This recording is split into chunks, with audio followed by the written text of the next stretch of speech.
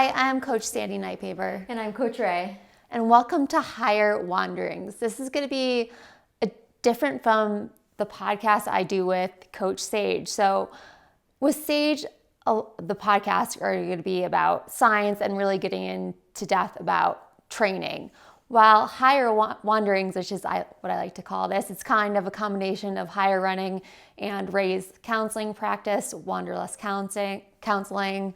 So that's how we get Higher Wanderings. And Higher Wanderings is going to be more about creating a meaningful running and life experience. And we're going to do this through discussions about mindset, mental health, personal stories, injuries, intuition, and more. So is there anything you want to start off by saying? I do want to do a little intro on you. I feel like you got that covered. Okay. So I want to make sure everyone knows Coach Ray. She's been with Higher Running as a coach for how long now? I'm not good at counting years. It's been a while. Yeah, 2016, 17. Okay, yeah, so quite a while now. And I know you don't always like to put titles on yourself, but just to help people out, get an understanding of more of what you do. You're also a therapist. You went to Naropa in Boulder to get your master's, and you're so much more than that. You're a running coach, you're an author, you're a thru hiker, you're Pacer's mom. If you follow any of us on Instagram, me, Ray, or Sage, you will have seen plenty of videos of Pacer, but I am not her mom. Ray is. Sage and I, she is just our beloved niece. And one more thing I would like to add to your list of titles, which I know you love, I would also consider you very much to be a healer. And, it's never surprising, but, you don't hear many people say oh, that person has good energy very often. But whenever I take Ray with me to races or even Sage's races, somebody afterwards will always come up to me or say in a message or something, is oh, your sister has really good energy. And I really think it's because, you are a healer by nature. And I'm trying to think of how I would define that. But I think being around your energy for most people, it makes them feel better. Thank you. I mean, we could do a podcast just on that topic and what I've learned with that. But I will say, it's not that I mind or dislike titles or labels. It's more how we attach to them. And so many people, I really directed my life and my different careers or how I work and play. I was very mindful of how I did that. So I feel like therapist, coach does describe me. But other people who have other jobs, I don't think it's fair to attach them to a job that they may not like. It only says so much about people. So when I first describe myself to somebody, I will say I'm an explorer, I'm a healer, I'm Pacer's mom, and I'm an author, which is what I'm aspiring to be. But yeah, so labels aren't bad. It's just I don't like to put people in defining boxes around our labels. Okay, I love that. So the little branch, when we were coming up with this podcast idea, you can, if you watch the first podcast, you can tell I'm very note oriented and I like to have a plan. And I do have a rough draft in front of me, but Ray's let's use our intuition a little bit. And that made me very nervous, but I was I can roll with that a little bit, but tweak it enough so I feel comfortable. And so I just have a few notes in front of me. But going back to using intuition a little bit and going off of what you just said about titles, I think that's a big reason why, not a big reason, but one of the reasons I wanted to start this with you is because I felt I was putting myself in a box in the social media world, and I wanted to go beyond that. I think this time in both our lives, we're being very called to show who we are and not hold back and just to shine our light. And I'm sure a lot of other people can relate to that. Well, I think it's funny because I kind of know, I roughly read what your notes say, and I think that leads us right into injury because I think this has been such an important part of your journey with your healing. And I don't know if you would have come to this where it's like, I need to step into this role. Like, I need to own myself fully right now, not just this one little square that makes me up. And I feel like you needed, maybe that needed is a strong word, but your injury influenced where you are now. And I guess I can speak to myself too, where I've been dealing with chronic Achilles problem for the past several years. And then in the past 5-6 months, I finally, there's many things I did, but I was finally like, I need to rest.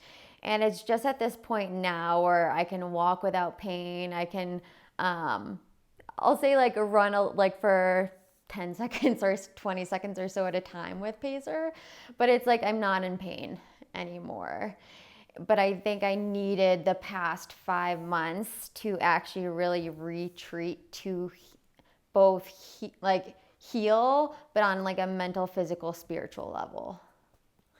There's like so much to dive in there because even just like mental, spiritual, physical level, like I think a lot of times we treat injuries just at the physical level and we don't go deeper than that. And I totally get that. I think I spent a lot of years just looking at things from like one level, just very much like the logical mind and not going past that. Even with like going into mindset stuff, like bring in like even like the spiritual aspect or like your life's purpose and whether you're allowing yourself to go towards it or if you're holding yourself back in some way, like that would never have occurred to me. I'm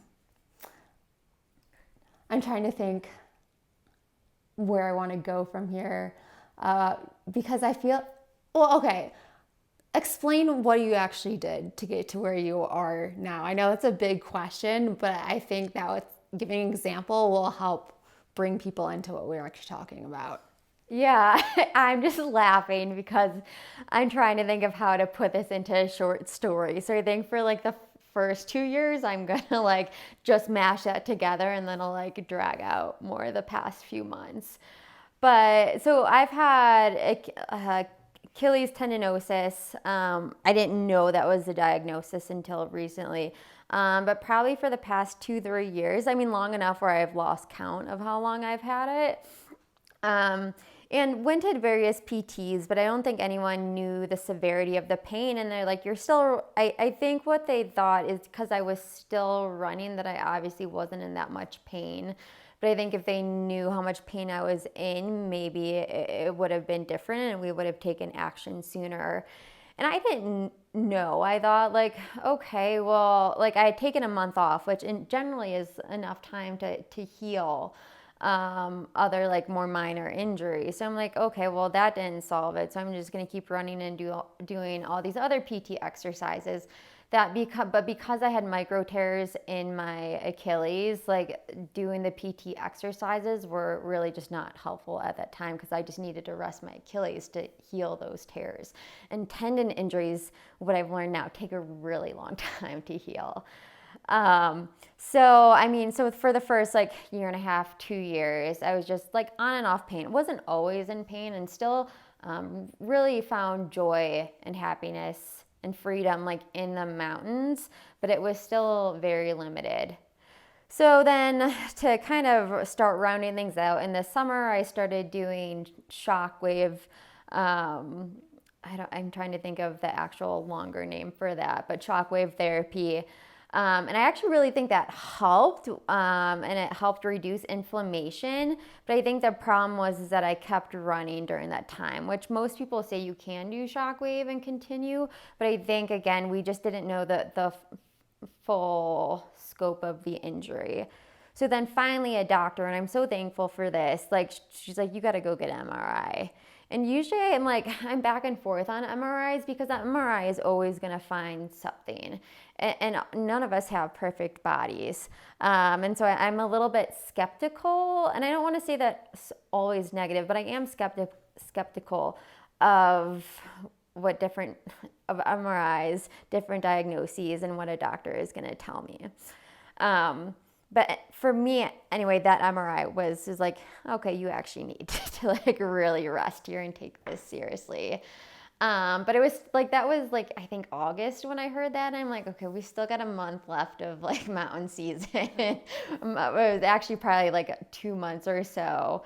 So then I'm like, I'm not going to make this any worse. So I did still play in the mountains for a while. And then after mid-October, I think it was right before the first snow hit in Colorado, that I got a PRP injection. So that's platelet-rich plasma. Am I saying that right? Yeah, which was the most uncomfortable thing I've ever had done. Maybe that's an exaggeration, but it was not comfortable. And like, I don't know if that honestly helped. But I think it depends on different injuries, and I think you can share your side. Regardless, like I needed 5+ months to start healing. And since then, I have done laser therapy and other things. Well, this is where we can get into it. Because when I say other things, like I've seen a Reiki therapist, I've seen my own mental health therapist, and I moved into a yurt 20 minutes from here, Salida, up on the edge of the Sangre de Cristo Mountains. And to me, that was like my cocoon. Like I kind of just want this safe space to heal, and this place kind of just out in nature. And that was a hard decision. It was hard leaving Estes Park, which for some of you, like that's the town that is right before you enter Rocky Mountain National Park. And those mountains are just majestic in their own way. And I say like here is so beautiful too. And like I love the Colorado Trail is home to me, and I love these mountains. Those mountains are different. It's just like, I mean, it's a national park for a reason. And I had a good, and still do, but it's had a good clientele for wanderlust counseling based in Estes Park, and wonderful landlords. Like it was on paper probably a silly move to leave, but eventually I had to follow my intuition, which is not easy, and take this opportunity. And it ended up being, it's definitely been a little bit of a different journey than I thought. But to be closer to you and Sage, I mean, Pacer is so happy. And here, the healing journey's been slow, and I see why it had to be now. But I feel like now in hindsight, I can see how all of these pieces had to fit together. And I think moving into the yurt, I'll just kind of say from a slightly different standpoint, maybe a little bit more from the scientific side, where I wanted to lower my stress levels. And that's because like when I talk about stress, I'm not just talking about an arbitrary thing. I'm actually looking at like the different stress hormones that play in our body. And if we're stressed out all the time, that's actually going to slow down our body's healing capabilities. So that's that in a nutshell. So I feel like I went on a tangent with that, but so my short summary, I guess. Well, put a little pressure on you. You kind of skipped over, you didn't skip over, you just grazed over some of like the Reiki healing or like the therapy stuff. Like, what is this process teaching you? Like, is there anything you're feeling like you're overcoming more than a physical standpoint during this process? I'm gonna pause because I think that's the first time I've been asked this question directly, and so far it's just been journal notes that I've been kind of wrapping together. And maybe I don't know if I know the final answer, but let's see if I can kind of talk my way through it. I want to say the first part, and I think you've written about this, is not avoiding pain. And for me, it's actually pretty easy to deal with physical pain. I think that's just how we grew up with that. You got to be tough, no pain, no gain mindset. So running with micro tears in my Achilles tendon, like it wasn't that bad of that wasn't that hard. Going into my, I'm going to say mental, emotional pain, but I like to summarize that, it was my heart pain. And that journey went really deep, and there was way more there than I thought there was. So I went into the yurt and I'm like, I'm going to cocoon, which is actually a therapy term, to be like, okay, just a quiet space to heal, let your nervous system start to regulate. But for me, cocooning was actually more of the transformation process. When you think of like the butterfly, where the caterpillar goes into the cocoon, and I'm pretty sure the process is I think the caterpillar actually, somebody can correct me if I'm wrong, the caterpillar actually like loses its head in the process, goes into the cocoon, turns to mush, then in somewhere in that process starts to transform, and then comes out of the cocoon into this new really beautiful form. But the thing is, the other thing that I've learned is that the butterfly has to come out of the cocoon on its own. Like if a human came and opened the cocoon, like I can't remember exactly what would happen, but the butterfly wouldn't be the same, at least. So there's a lot of growing pains in there. So the end, what has this taught me? So I think we hear all of these sayings like, you've got to be true to yourself, you've got to follow your heart, you do you. And I've heard those in before, and I'm like, yeah, that's like great advice, like I get it. But now that I've worked through all of my blocks and the pain, now I'm like, oh, now I get it. Like now I'm not saying I'm like fully there all the time, but I'm like, oh, this is me following my heart, and this is just me trusting myself. At a very different way. Or like before, it was more of like, okay, if I do me, I have to also prove it too. And now it's like, no, I just get to be me, and I don't need to prove anything to anybody. Yeah, I can relate to that a lot. I often feel like we're learning similar things at the same time, like throughout our entire lives. I would say this is true.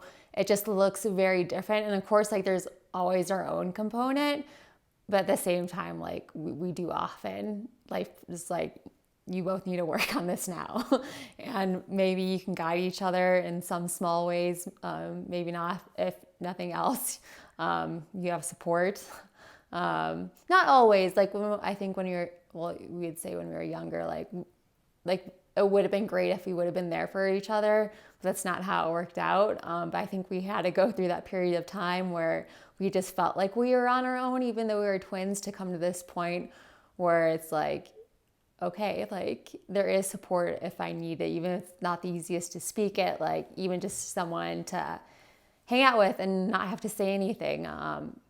It helps along with our own personal journeys.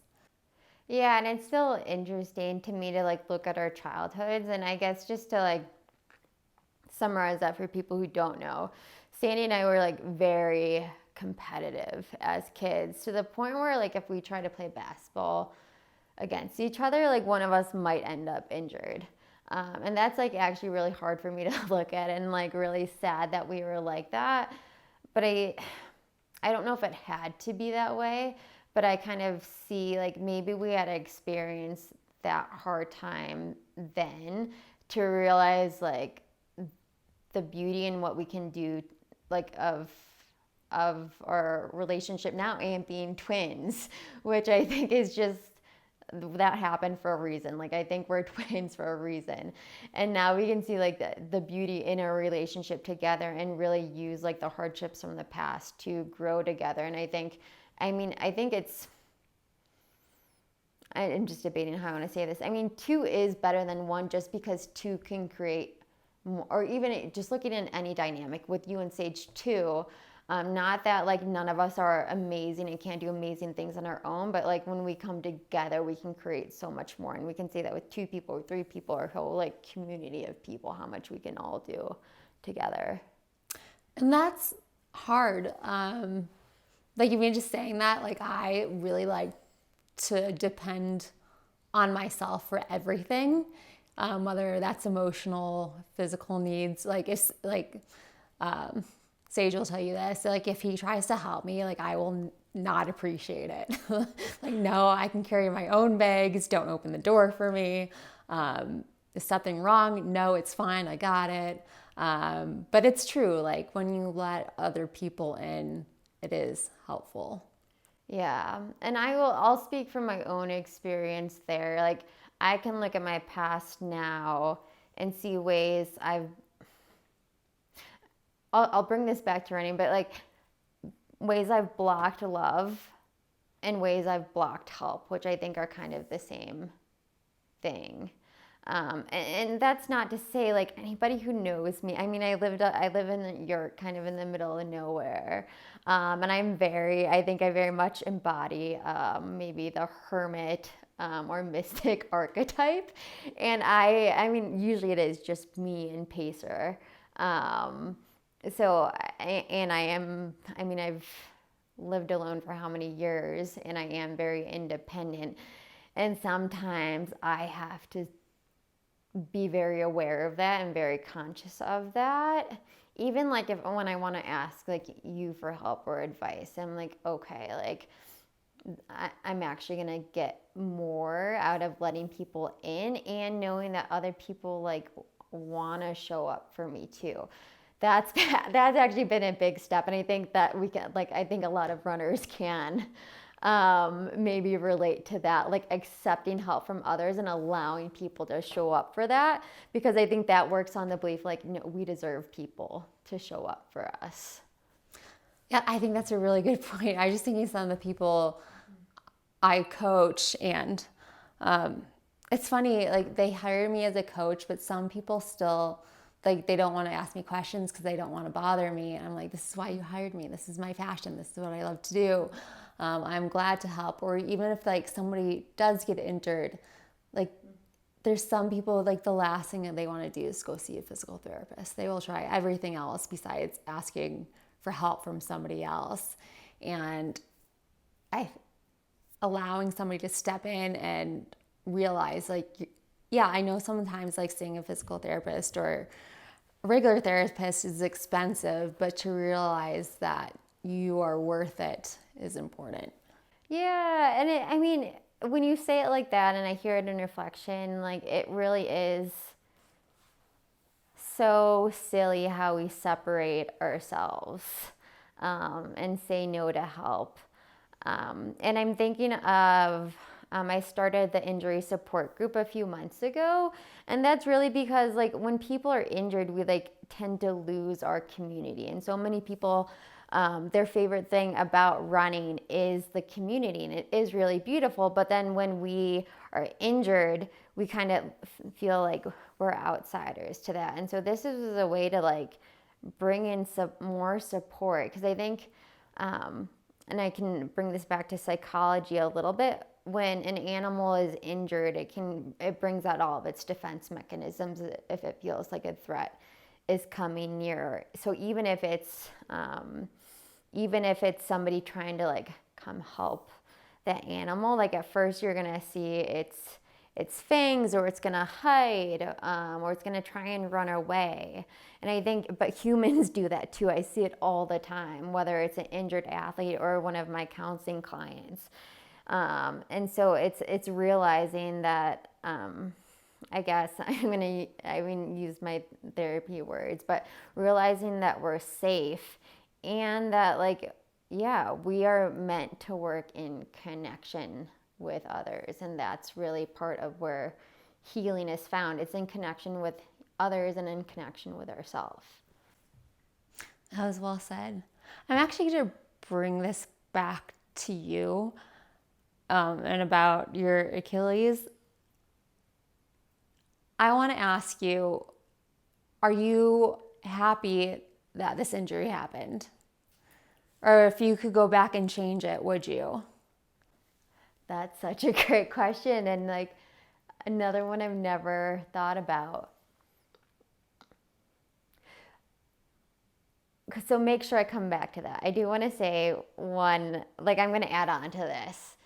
So in my like injury healing series that I did on Instagram for Higher Running, I had one post that I'll give credit to, I think, Oprah. I've heard Gabrielle Bernstein say it, and probably other spiritual teachers. But that this injury, like, or anything, like, it doesn't happen to you, it happens for you. And I think I think in the past, if somebody said that to me, I would have been like, screw you, really. That's fair. But now, so for me, it's not saying like that an event or situation, that I'm not saying it's not bad, or it's not unfortunate that happened, but for me, it's like a flip in my perspective, a flip in mindset. So to say like, can I be happy that this happened? I'm like, yes. Yes, I can be happy because I see where I am now. And at this moment, I wouldn't change where I'm at, nor would I change the direction I now see my life going. And if it didn't happen to me, I actually don't know where I would be. Would I be happy? Because maybe I had to experience all that pain to realize how I can just be happy inside myself or with myself now. So, do you think that would apply to everybody that when an injury happens that there's always possibility? Because I think some runners, it's very upsetting. And I think being upset initially is okay, but you have to choose whether you want to keep going down that path of, this sucks, why did this happen to me?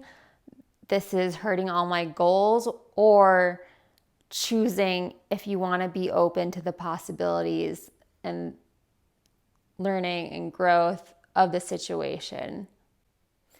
Yeah, so this is where like it makes me, I'm smiling because I get to bring both jobs together here. And so first of all, we need to grieve our injuries. Like we need to fully go into that emotional process, because the only way we move through emotions is to feel them. And so when I say feel your emotions, though, it's not to like go into them a little, like I have to speak from a trauma-informed place too, where if an emotion feels overwhelming, then we do want to back out of it. But like, I think a lot of, for runners, we get stuck in the thought cycle for so long, and that's why it lasts months and months where we're like upset and this is frustrating. But for me, like when you're injured, I would say go into the emotions as immediately as feels like okay to you. But like dive into that anger, let that anger be there, dive into the grief process. And you get to grieve, you get to cry, you get to be angry. One exercise, and I don't know, this is probably another exercise where we can't exactly find the original source, but one exercise I've had my athletes do, I had some athletes in the injury support group do, is rage on a page, where you just write down all your angry about, and do it for like 15-20 minutes and really like feel the emotions in your body, let it flow through your hand onto the page, and then really just get it all out. Because anger has it's a high energy, lots of different hormones going in the body. So we really want to move that. But once we move through those emotions, we create space for so much more.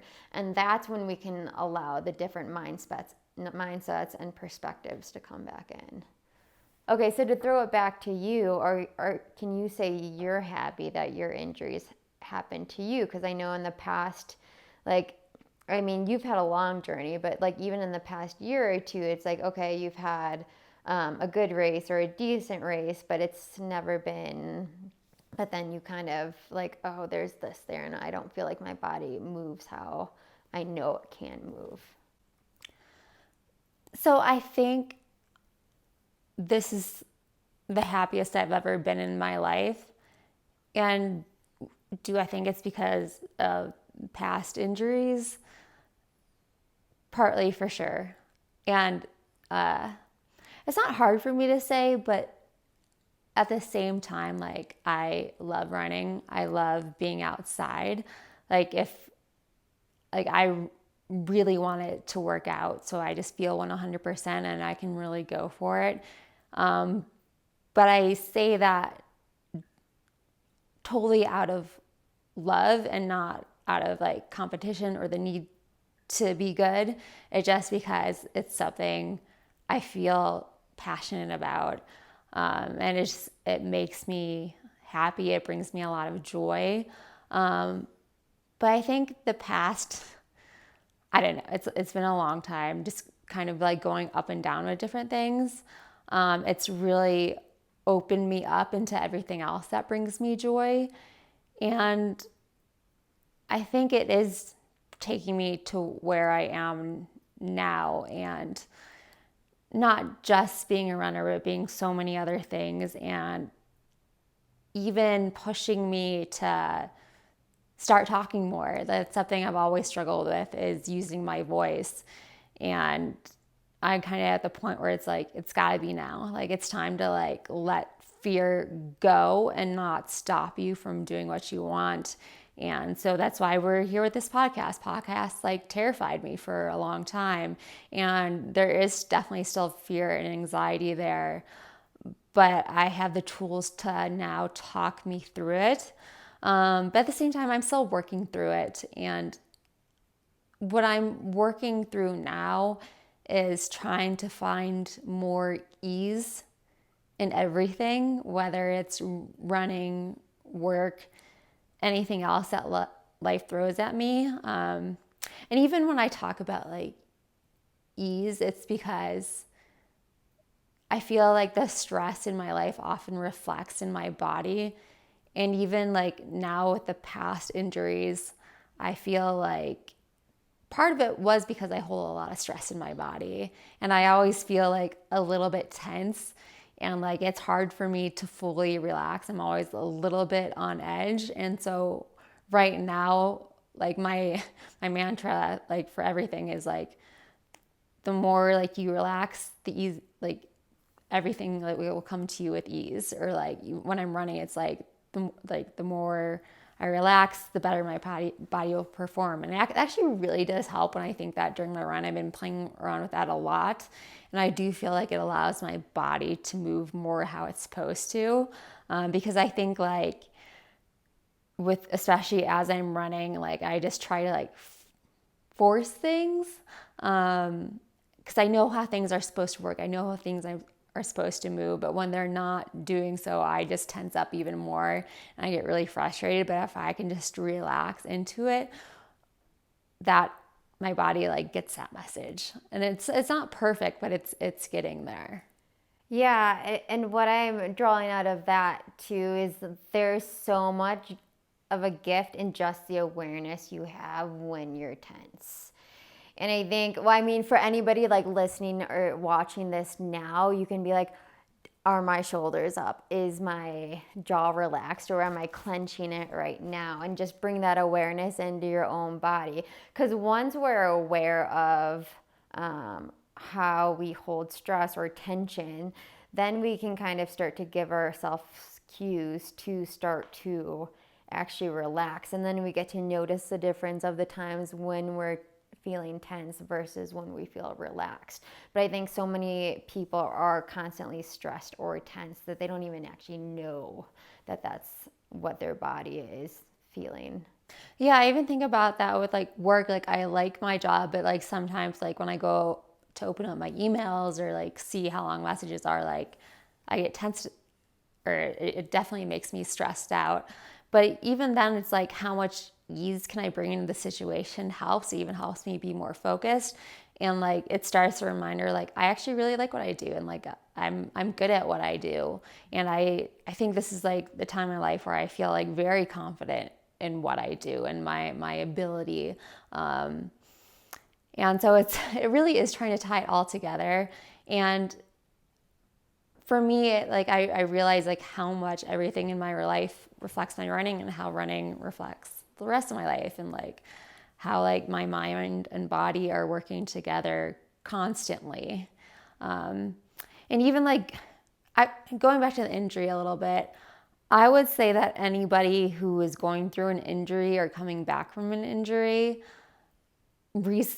trying to teach your body to run with ease again is really important, because I've seen this a lot with runners coming back from injury, where you get really focused on the injured area or trying to do something specific with your form to make sure the pain doesn't come back. And we're just always like so focused on like the injured area or like not getting hurt again, that it does bring a lot of stress to our running. But if you can learn to relax through that, whether it's your breathing or just thinking about dropping your shoulders or just thinking about other parts of your body that feel good, or even the scenery in front of you, that can help a lot of people relax, and try to bring that into your running as you come back, can be really helpful.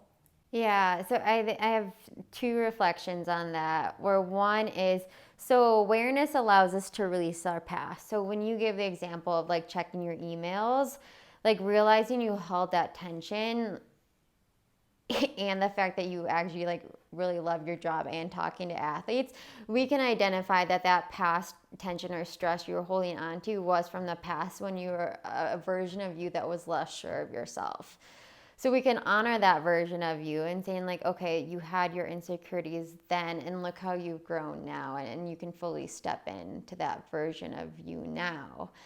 And then like going back into the injury piece. So yeah, I think, and this is something I've learned recently from myself, is when I think of good form or proper technique, sometimes I actually am a little bit too rigid with it instead of just letting my body flow and like move naturally. And so like, especially with trail running, that's really important, because we're going over rocks and roots all the time. So yes, we want to have good form, but we also just want our bodies just to be able to move and flow like with the trail. But like, speaking of like the pain part, and when an athlete's returning from an injury, this is why like I give my athletes super short increments to start running in. And there's there's a few different reasons for that. One, I'm actually working with like the pain center in our brain. So if an athlete goes into to start running again, and let's say like they think it's like okay, or maybe even like, I don't know, somebody else said like, yeah, just go out and try and run like 2-3 miles. Like we're maybe already eliciting like the fear center of the brain, which is going to heighten the pain response or a pain signal. So I'm like, no, like I said before, like I'm just going to run for like 10 seconds right now. Or I might start an athlete like running 30 seconds or 1 minute. And the athlete, if they've been cross training, they're probably more aerobically fit than that. They probably could go out and run a few miles. But I'm like, no, let's like just let our body relax into this. Let our brains relax into this. Let's like make sure that like, no, like our body's like ready to run. It's safe to run. And both our bodies and minds are really going to appreciate that gentleness coming back in. It's going to help lower our fear.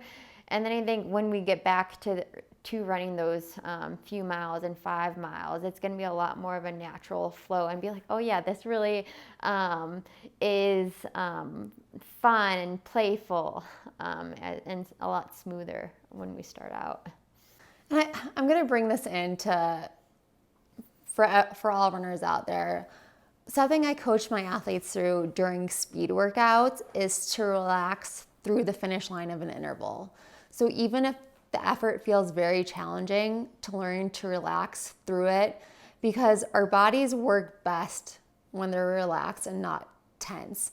If you start tensing up when there's discomfort, your body is going to want to shut down to protect itself. So if you can teach yourself to stay relaxed, you'll actually be able to finish a little bit faster typically. And you see this all the time in elite track races or even like marathons, where not always, but some of the time, the people who are winning, they look pretty chill going through the finish line.